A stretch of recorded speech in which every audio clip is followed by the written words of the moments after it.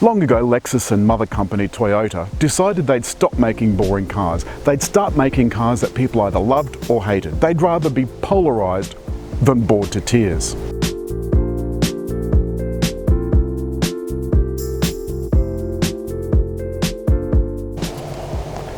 Five years ago, Lexus introduced the RC350, of which this is one.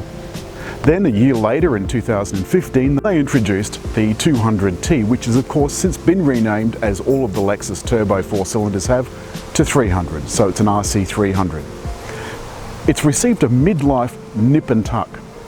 Lexus RC comes in two grades, Fsport and Luxury. Fsport is the top model, which is this lovely thing we see behind us.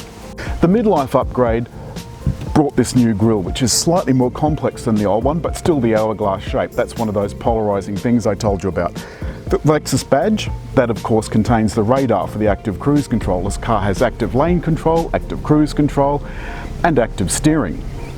It also has rear wheel steering. And the rear wheel steering makes the handling unbelievably sharp. This complex triple stacked LED headlight is fully automatic, including high beam. And it's borrowed from the top LS and LC Coupe. If you really want to tell if you've spent some extra money, look for the Fsport badge. It's the one with the rear steering. The boot is fairly capacious, has fold-down rear seats in a 60-40 split. I reckon you could actually get enough stuff in there for a road trip. Sadly, the spoiler that pops up, that's reserved for the RCF, that thuggish brute we reviewed recently. When you start it, the steering wheel pops down and the seat comes forward if it's not already in the right position, though it should have slid back. The cabin is pure luxury. The Nappa leather interior has several different colours, and there's this absolutely stunning aluminium detail on the doors and on the dash. It's got all the latest mod cons. DAB radio, no Apple CarPlay though, sadly. Lane departure warning, and active steering, and a shutter in the steering wheel. And the centre console houses all of the drive mode controls, as well as the seat heating and cooling. There's plenty of space inside in the front, but the back, there is absolutely no space. This is a 2+2, and when I say +2, the +2 would have to be completely and utterly legless. There are 7 exterior colours for the luxury variants, including new sparkling meteor, which is a blue. There are 9 colours for F-Sport, including 4 which are exclusive. There's lava mica, zinnia yellow, cobalt mica and white nova. They don't give you much of an idea as to what those colours actually are, but the website shows they're pretty impressive. RC is a hefty lass. It weighs 1,740 kilos and has a 66-litre fuel tank. That means you'd almost make it to Brisbane or Melbourne from Sydney on a single tank. There's an 8-speed automatic in RC, in all RC variants. It seems strange that it's a few cogs short of the 10-speed in the LS and LC coupes. One thing that I noticed on the road is there is a little bit of cabin noise from these big wheels. And as I'm going through the national park, I can also feel the steering trying to tug me back into the middle of the lane. The big ticket item on this RC350 is in the F-Sport version. It's got 4-wheel steering, which means the back wheels also steer.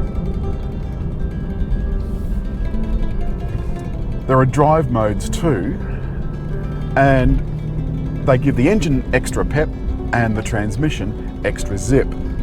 Currently it's in Sport Plus, and that means that it's holding the changes for as long as possible. You can hear the engine now in 3rd, now in 4th, revving. It's a pleasing sound, however, it is fake. It's been gotten at by men in white coats. I don't like fake noises, so in the bin with it, can't stand it. Lexus also has a thing called VDIM, which uses all of the safety stuff that's built into the car to keep the shiny side up. Lexus said it's so unobtrusive that you hardly ever notice it. Now, I haven't exactly been caning it through the national park because you can't, but I didn't find it obtrusive at all. Probably the lane guidance is more obtrusive than that. I'm going to slip it now into normal mode by pushing down. This car was released 5 years ago, so it's got the older style of Lexus cabin. It still looks really classy, but some of the controls are in different places. For example, the cruise control is down here on this stalk as opposed to being on the steering wheel. And the drive mode controls, of which there's 5, are here on the center console instead of up here on the driver's binnacle. To be honest, I'd actually prefer it down here on the center console.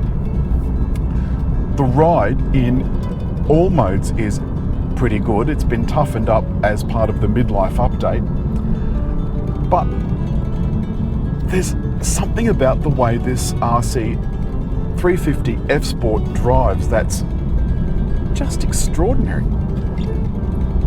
It's not just that the engine has a lot of pep, but it's combined with that 8-speed auto, which is silky. It feels like a pair of shoes. One of the other things the RC350 has is a Torsen limited slip rear diff. That combined with the clever electronics means you can really throw this car around, though I've got to stress that it is not a track car. Even the RCF, which is quite thuggish with that brutish V8, it's not really a track car. But Lexus doesn't make enough of this car's driving dynamics. The chassis is unbelievably tight. This car's got less than 1,000 kilometers on it. No, sorry, it's got just ticked over 1,000 kilometers. And it still feels new. But it's a Lexus, so it's going to feel like this in 100,000 kilometers time. All of the safety features of this car can be turned on or off as you'd like. So the steering, the blind spot monitoring, the reverse cross traffic alert can all be turned off if you find they annoy you too much. But I suggest leave them on, because these things really do help you to be a better driver. The forward collision emergency braking avoidance system is pretty sophisticated. It works at multiple speeds. It'll detect pedestrians and bicycles. It makes you a better driver, though you're probably just best off looking at the big glass thing in front. In the midlife update, Lexus made changes to the steering and handling. They made changes to the way the car drives, but they also made subtle changes to the cabin. The clock, for example, is straight from the LC Coupe, the big luxury one, and the knee pads have been changed on the center console. This car's $77,000 or thereabouts. So the question is, are you getting your money's worth? Well, it's a gentleman's tourer. It drives like it's on rails. Here in the National Park, that's what this car's made for. Doing Sunday afternoon drives as easily as it does the shopping. Crossing the continent as easily as it would crossing the city. This is a brilliant little car. It's brilliant and it's underrated. Lexus sells so few of them, and that's a shame. Arguably, it's better looking than a BMW or a Mercedes, or even an Audi. Certainly more controversial. That's all for the Lexus 350 Coupe. Don't forget, as always, hit the button to subscribe. Oh, I forgot to rate it. I'm going to rate this at 8 out of 10. Don't forget, hit the little round button just there to subscribe.